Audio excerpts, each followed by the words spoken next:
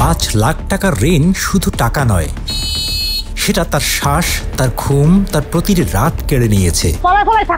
আপনি কি কল্পনা করতে পারেন নিজের ঘরে থেকেও তালাবন্দী হয়ে থাকা কেমন?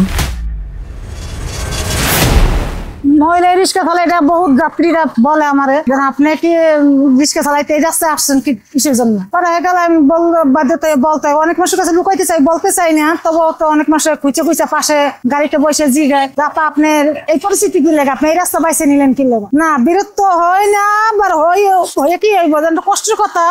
অনেক কোন চুপ করে থাকি, থাকার পরে আবার জিগায় বাধ্য থেকে কইতে হয়। হ্যাঁ, অনেক মানুষের মনে করেন কষ্টের কথা শুনলে যে এই জায়গায় ভাড়া 30 টাকা, এই জায়গায় 40 টাকা দেয়, এই জায়গায় 40 টাকা ভাড়া, এই জায়গায় 50 টাকা দেয়, আবার কেউ 10 টাকা কমও দেয়। কি লাগে রোড গাছ চিনতাম না, ঠিক আছে, কেউ 10 টাকা কম দিও নাইমা যায়, আবার কেউ দেওয়া যায় 100 টাকাও দিয়ে দেয়। ভাড়া কথা না জিগে গাড়িতে লাফ মেরে উঠে যায়। নামার কালে আমার 30 টাকা বা 40 টাকা ভাড়াই দেয়, ভাই ভাড়া তো 60 টাকা বা 50 টাকা। হ্যাঁ, জুলুম করে, রাগ দেখায়, মেজাজ দেখায়, বকাচকা করে। বলা ওই যে ন্যায্য ভাড়া চাইতে গেলে, ন্যায্য ভাড়া যদি চাই, যাই না ভাড়া তো 30 টাকা আছে, আপনি আমার 20 টাকা দিলেন কেন? আমি কি ভাই মহিলাদেরকে আমাকে ঠগাইলেন? বাসার বাড়িতে কাজ করতাম, ঘরে কিছু হাতের কাজ করতাম, পরবর্তী স্বামী মারা গেছে, অনেক টাকা ঋণ দিয়ে মারা গেছে, পরবর্তী সত্যদের চাপ সৃষ্টি করে দিল, আমার বাধ্যতা হইয়া মনে করেন আমার এই কাজ করতে হয়েছে। কাহিনী আমার স্বামীর মনে করেন ওই বস্তিটা, যে এলাকা থাকে, বস্তিটা 3 বছর 4 বছর আগে পুড়িয়ে গেছে। পরবর্তী মনে করেন আমার স্বামীর লাঞ্চে হাওয়া ঢুকছিল, লাঞ্চ খুব ছেদ্রি হয়ে গেছিল, ফুটে গেছে। পরবর্তী ডাক্তারের পরীক্ষা নিরীক্ষা করে বললো যে আর অপারেশন লাগবে। পরবর্তী আমার স্বামীর অপারেশন করাইলাম,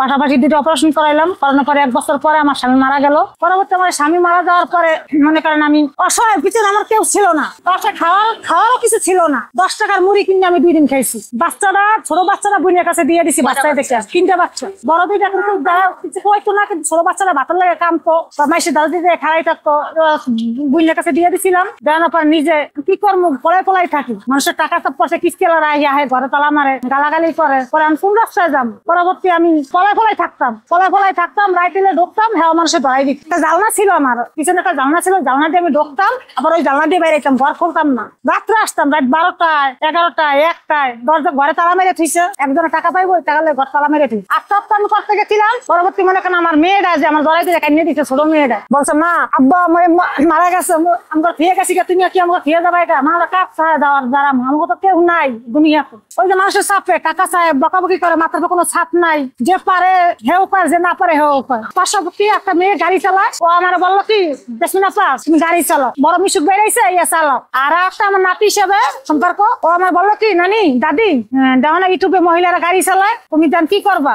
আত্মহত্যা করে কি হইব? নিজে চলে যাবে, তোমার 3টা কে দেখবে? তুমি এই কাজ না কইরা তুমি গাড়ি চালানো শিখে তুমি গাড়ি চালাও। আধা বেলা বাইরে এলে 500 টাকা পাইলে 200 টাকা জমা দিবা, 300 টাকা 200 টাকা দেনা লাগে, তুমি 100 টাকা তোমার পোলাপান লেগে খাইবা। এরকম আমার রাস্তা দেখাইলো। আমি তো জীবনে কাজ করি না, আমার ফ্যামিলির ভিতরে এই কাজ করে না কেউ, আমি ভাবতেও পারি নাই। পরবর্তী এই গাড়ি একজন শিখাইলো রাত্রে, ওই ছেলেটা গাড়ি চালানো শিখাইয়া ও রাত্রের গাড়ি আমার দিয়ে দিল।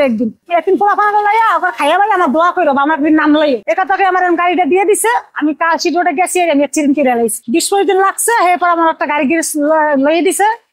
মালিকটা তোমার ভাগ্য ছিল কইছে, কত স্বামী নাই, 3টা বাচ্চা নিয়ে কষ্ট করে, একটা গাড়ি দেন, যদি আপনার গাড়ি চুরি হয় তাই আমি ভর্তি দিব না। এই দেখা শহরে জোর থেকে আর কেউ না, কিন্তু ওই ছেলেটার কথা মহিলা হুই না, আর আমার কথা হুই না, মহিলা আমার গাড়িটা দিচ্ছে। পরে চালাইতাম, প্রথমে দিনে জমা রাখে নাই, পয়সা যা তোর বাল বাচ্চা চালাই তুই বাজার করে রাখা। কতদিন পাইছিলাম 700 টাকা পাইছিলাম, বছরটা বাইরেছিলাম, 8-9টা বন্ধু চালাইছিলাম। হ্যাঁ, অনেক খুশি লাগছে 700 টাকা পাইয়া। আমি মনে করছি কয়েক হাজার টাকা আমি পাইছি, যেখানে আমার 5 টাকা কেউ দেয় না। একটা পান খাইতে পারি, পান খাইতে পারি, কিন্তু কেউ একটা পান দিয়ে দিগায়।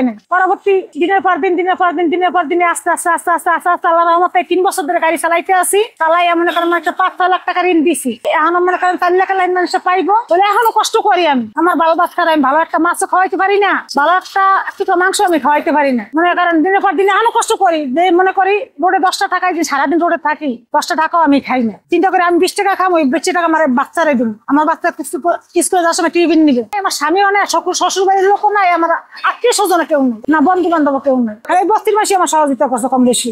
না থাকলে আমি পলাই যাওয়া লাগতো, নাহলে আত্মহত্যা করা লাগতো, রাস্তা ছিল না।